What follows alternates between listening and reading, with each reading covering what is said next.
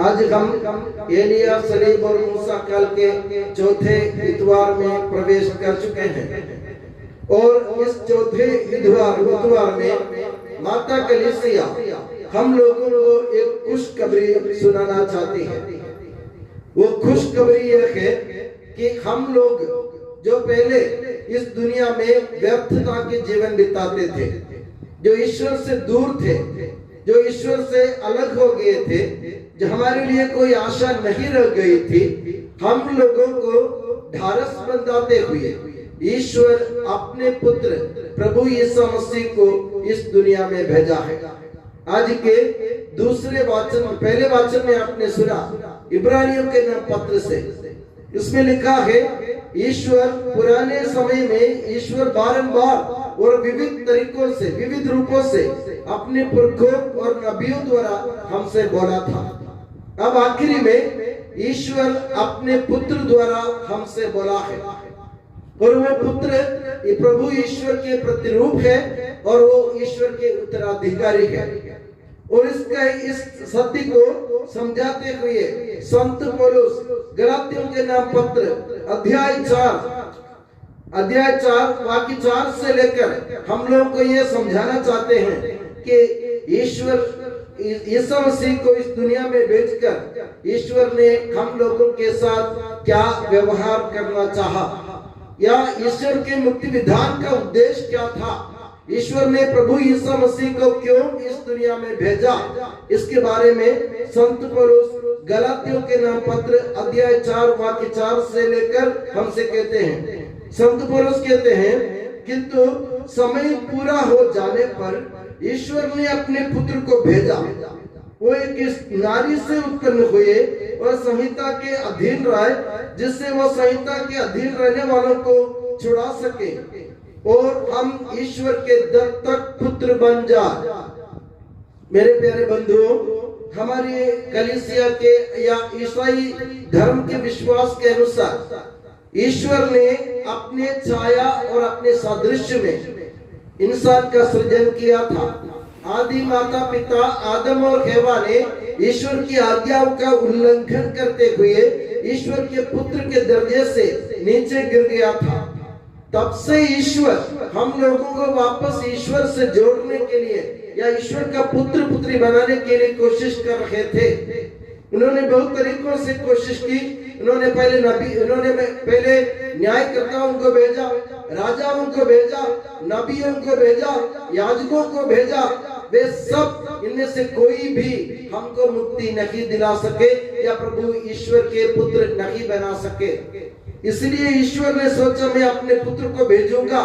और इसमें गलातियों के नाम पत्र में संत पौलुस के समय पूरा हो जाने पर ईश्वर ने अपने पुत्र को भेजा, और इसलिए भेजा कि यीशु मसीह के द्वारा हम सब ईश्वर के दत्तक पुत्र बन जाए।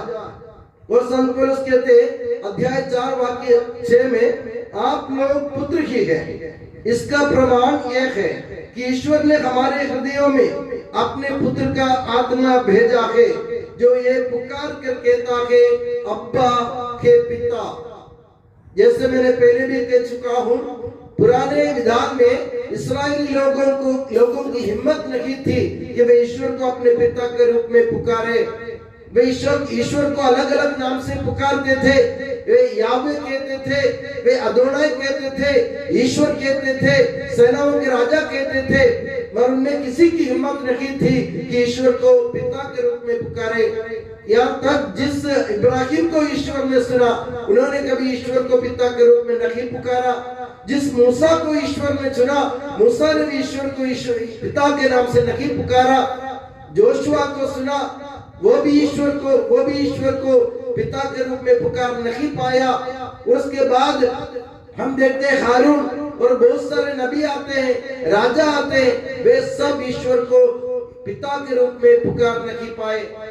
मगर यीशु मसीह की इस दुनिया में जब से आगमन हुआ, हम लोगों को हिम्मत दिलाई गई, हमको ये वरदान दिया गया कि हम ईश्वर को पिता के रूप में पुकार सके।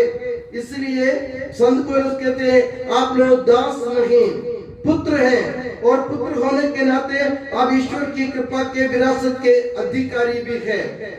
यानी हम पुत्र बन गए हैं प्रभु यीशु मसीह के द्वारा। जैसे मैंने कहा, ना तो इब्राहिम, ना मूसा, ना जोशुआ, ना कोई भी नबी, राजा और कोई भी हमको पुत्र का दर्जा नहीं दिला सका। प्रभु यीशु मसीह ने हमको पुत्र का दर्जा दिलाया है। इसलिए आप लोग दास नहीं हैं। पुराने विधान के लोग अपने आप को ईश्वर के दास समझते थे। उनमें से किसी की हिम्मत नहीं थी कि वे ईश्वर को अपने पिता के रूप में माने। मगर यीशु मसीह ने हमको भरोसा दिलाया और प्रभु यीशु मसीह ने हमको वरदान दिया।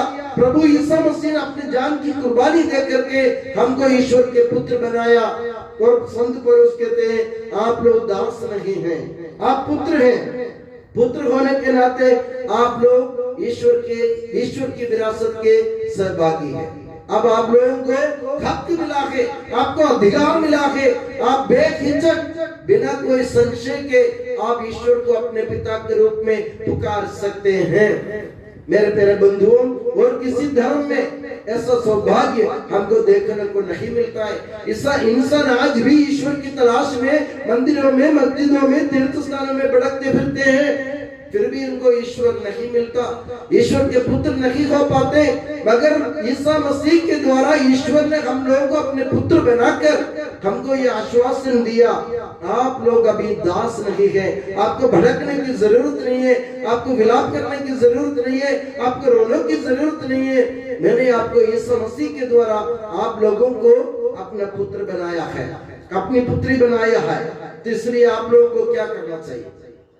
संत पौलुस हमें ये भी कहते हैं, ये वरदान हमको जरूर मिला कि हम ईश्वर के पुत्र बन गए यीशु मसीह के द्वारा। अब हमें क्या करने की जरूरत है? तो संत पौलुस हमको चेतावनी देते हैं, आप लोग पहले जब आपको ईश्वर का ज्ञान प्राप्त नहीं हुआ था, ऐसे देवताओं की दासता स्वीकार करते थे जो वास्तव में देवता नहीं है। संत पौलुस कहते हैं, जब आपको यीशु मसीह के आने से पहले, जब आपको ईश्वर के ज्ञान प्राप्त नहीं हुआ था, जब आप ईश्वर के पुत्र नहीं बने थे, तो आप लोग दूसरी देवताओं की दासता स्वीकार करते थे। यानी आप दूसरी देवताओं की सेवा में जाते थे। अब आपको क्या करना है? ऐसे देवताओं की दासता स्वीकार करते जो वास्तव में देवता नहीं है, वास्तव में देवता नहीं है, किंतु अब आप ईश्वर को पहचान चुके हैं। कैसे पहचान चुके हैं? प्रभु यीशु मसीह ने अपने जीवन द्वारा हमें ईश्वर की पहचान बता दी है। या ये कहें कि ईश्वर ने आपको अपनाया है, ईश्वर ने आप लोगों को अपना लिया। तो इसलिए आप लोगों को, तो आप कैसे फिर उन अशक्त एवं असार तत्वों की शरण ले सकते हैं? क्या आप फिर उनकी दासता स्वीकार करना चाहते हैं?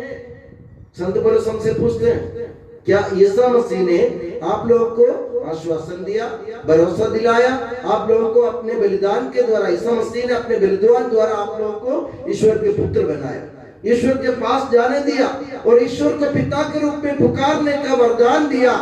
अब आप लोगों को दूसरी देवताओं के पीछे भागने की जरूरत नहीं है, क्योंकि प्रभु यीशु मसीह को छोड़कर कोई भी हमें मुक्ति नहीं दिला सकते हैं इस दुनिया में। हम जो जिसको देवता समझते हैं, वे देवता नहीं थे। वे इस संसार के अन्य लोगों की तरह कुछ देवता नहीं थे, वे अन्य लोगों की तरह नगण्य थे। वे देवता नहीं थे। जिसके ऊपर आप भरोसा करते थे वो देवता नहीं थे। अब आपको भरोसा करना किसके ऊपर है? आपको भरोसा करना है कि इस मसीह के ऊपर, क्योंकि उन्होंने अपने जीवन दान से हमें ईश्वर के पुत्र के दर्जा होने का वरदान दिया, दर्जा लेने का वरदान दिया। तो हमको संत पौलुस एक चेतावनी देते हैं, आप लोग विशेष दिन, महीने, ऋतुएं और वर्ष मनाते हैं। हम बहुत सारे प्रथा अपने जीवन में अपनाते हैं। हमारी परंपरा है कि हम कहीं जाते हैं, मेरे जीजा जो मेरे सबसे बड़ा मित्र था, वो तो शांत हो गए 12 साल पहले, और जीजा अच्छे आदमी थे। उनकी एक कमजोरी थी, वो कमजोरी ये थी, वो अपने गाड़ी चलाता था, और गाड़ी चलाने के लिए वो गाड़ी चलाते कहीं बाहर निकलते, मान लो कोई बिल्ली उसके रास्ता कट गई या काट गई, मान लो वो गाड़ी चलाते वक्त कोई बिल्ली सामने से निकल गई तो वो गाड़ी रोक देता और फिर वो घर पे आके छुप जाता। बोलते आज के दिन सफर नहीं करना है, क्योंकि बिल्ली रास्ता काट गई तो हमको कोई दुर्घटना होने वाला है। और हम कोई काम के लिए निकलते वो पहले कैलेंडर देखते हैं, अपने दीवार में जो कैलेंडर दिया है उस पर देखते हैं और बोलते आज के दिन शुभ नहीं है, आज नहीं जाना चाहिए, 12 बजे पहले काम होना नहीं चाहिए, या फिर काम होना हो 12 बजे के बाद होना चाहिए। ऐसे समय देखते, ऋतु देखते और सभी प्रकार के शकुन देखते थे। मैं उनको डांटता रहता था। मेरे प्यारे बंधुओं, प्रभु यीशु मसीह ने हमको ईश्वर के पुत्र बनाया।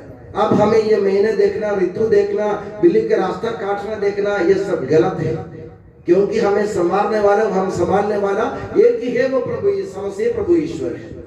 हमारे प्रभु नहीं चाहते कि हम इन बातों के पीछे उलझ जाए, हम दूसरी देवताओं के पीछे ना उलझे, हम मंदिरों में, मस्जिदों में, गिरजाघरों में, इधर तीर्थ स्थानों में चक्कर काट के अपने जीवन को बर्बाद ना करें, बल्कि हम ईश्वर को अपने दिल से अपनाए, क्योंकि ईश्वर ने हम लोगों को अपनाया है प्रभु यीशु मसीह के द्वारा। तो जिस ईश्वर ने हमको अपनाया, उस ईश्वर को दिल से पुकारो। कैसे पुकारना है? अब्बा। अब्बा शब्द का मतलब है पिता। इसलिए प्रभु यीशु मसीह ने अपने शिष्यों को एक ही प्रार्थना सिखलाई थी। कौन सी प्रार्थना सिखलाई थी प्रभु यीशु मसीह ने? प्रिंस, प्रभु यीशु मसीह ने कौन सा प्रार्थना सिखलाई हमको? कि हमारे पिता, जोर से बोलो, कि हमारे पिता जो स्वर्ग में है। अभी तक आप दास थे, अब दूसरी देवताओं की सेवा कर रहे थे। प्रभु यीशु मसीह ने आपको छुड़ाया, प्रभु यीशु मसीह ने आपको जीवन दिया, प्रभु यीशु मसीह ने आपको पुत्र बनाया ईश्वर के। तो अभी दूसरी देवताओं के पीछे भटकने की जरूरत नहीं है, जबकि हमें क्या करना चाहिए? हमें करना चाहिए अपने सीने तान कर खड़े हो जाओ पहले और ईश्वर की तरफ देखो। आप बोलो कि हमारे पिता जो स्वर्ग में है, ईश्वर को पिता के रूप में पुकारो। माता कलीसिया यही चाहते हैं। इस हमारे इस एलिया सलीम मूसा काल में चौथे इतवार में माता कलीसिया सिर्फ एक ही बात की मांग करती है हमसे, ईश्वर को दिल से पिता के रूप में पुकारो। जो ईश्वर को दिल से पुकारता है ना, प्रभु उनके सामने प्रकट होगा। आप लोग ये मान लो, प्रभु ईश्वर किसी के सामने सिर नहीं झुकाता, क्योंकि वो ईश्वर है। मगर हमारे प्रभु यीशु मसीह और हमारे प्रभु ईश्वर हमारे सामने सिर झुकाएगा। कब झुकाएगा? जब पूरे भरोसे के साथ, पूरे विश्वास के साथ आप उनको पुकारे पिता के रूप में, तो ईश्वर अपना सिर झुकाएगा और हमारा काम करेगा। तो भरोसे के साथ पुकारना सीखो। मैं आपको ये पूरा भरोसे के साथ मैं बोल सकता हूँ, आज तक मेरा कोई काम नहीं रुका। प्रभु ईश्वर को मैंने दिल से पुकारा। जब जब मैंने पुकारा, प्रभु ईश्वर ने मेरी पुकार सुनी और प्रभु ईश्वर ने मेरे लिए अपने प्रभु यीशु मसीह के द्वारा मेरा काम कर दिया और मेरे द्वारा बहुत सारे लोगों की मदद की प्रभु यीशु मसीह ने। तो मेरे प्यारे बंधुओं, दिल से पुकारना सीखो। ये पाखंड नहीं करना चाहिए हमें। मंदिर में आके बहुत देर तक चिल्ला छोड़ करना, ये सब पाखंड हमें नहीं करना चाहिए। हम उपवास करते हैं, ये सारी बातें, आज मटन नहीं खाना, चिकन नहीं खाना, अंडा नहीं खाना, 10 दिन के लिए नहीं खाना, 40 दिन के लिए नहीं खाना, 50 दिन के लिए नहीं खाना, 25 दिन के लिए नहीं खाना, आज के दिन भोजन नहीं करना। प्रभु ये सब नहीं कहते हमसे। आप खाओ पियो, मगर आप खाते पीते ना, ध्यान रखो दूसरों को भी इसका हिस्सा मिल रहा। तुम अकेले मत खाओ, दूसरों को भी खिलाना सीखो। अगर कोई भूखा पेट है, पहले उसको खिलाओ और तुम खाओ। प्रभु नहीं कहते कि तुम भोजन से परहेज करो। प्रभु ये कहता है सच्चे दिल से ईश्वर को अपनाओ। तुम खाओ पियो, अपना काम करो, कोई काम, उससे कोई मतलब नहीं, मगर तुमको अपने जीवन को दूसरों के लिए एक सेवा के रूप में समर्पित करने की जरूरत है। वही है ईश्वर को पिता के रूप में पुकारना। मतलब इस दुनिया में जो भी है ईश्वर के पुत्र पुत्रियां हैं, तो हम ईश्वर को जब पिता के रूप में पुकारते हैं ना, तो हमें ध्यान रखने की जरूरत है कि अगर मैं ईश्वर का पुत्र हूँ, अगर मैं ईश्वर का बेटा हूँ, मैं ईश्वर की बेटी हूँ, तो मेरी तरह दूसरा व्यक्ति भी ईश्वर के बेटा है और ईश्वर की बेटी है। हमें उन्हें भी अपनाने की जरूरत है। उनकी तकलीफों में, उनकी जरूरतों में हमें हाथ बढ़ाने की जरूरत है, हाथ बढ़ाने की जरूरत है। ये प्रभु चाहते हैं हमसे। तो मेरे प्यारे बंधुओं, हम दूसरे लोगों की तरह अन्य देवताओं के पीछे, चढ़ावे के पीछे, मंदिर के पीछे, मस्जिदों के पीछे ना घूमते फिरे। हमें क्या करना चाहिए? इस मंदिर में आओ, आराम से बैठो, प्रभु को पुकारो, दिल से पुकारो, अब्बा हे पिता, और प्रभु ईसा मसीह और ईश्वर वही प्रकट हो जाएगा और आपके जीवन में कोई तकलीफ कभी नहीं आएगी। ये पूरे भरोसे के साथ ईश्वर को पिता के रूप में पुकारने का वरदान आज के दिन हमें मिल जाए, उसके लिए मैं दुआ करता हूँ कि प्रभु ईसा मसीह और माता मरियम आप सभी को हमेशा अपनी नियामत के छत्र छाया में सुखी और सुरक्षित रखे, पिता, पुत्र और पवित्र आत्मा के नाम पर आमीन।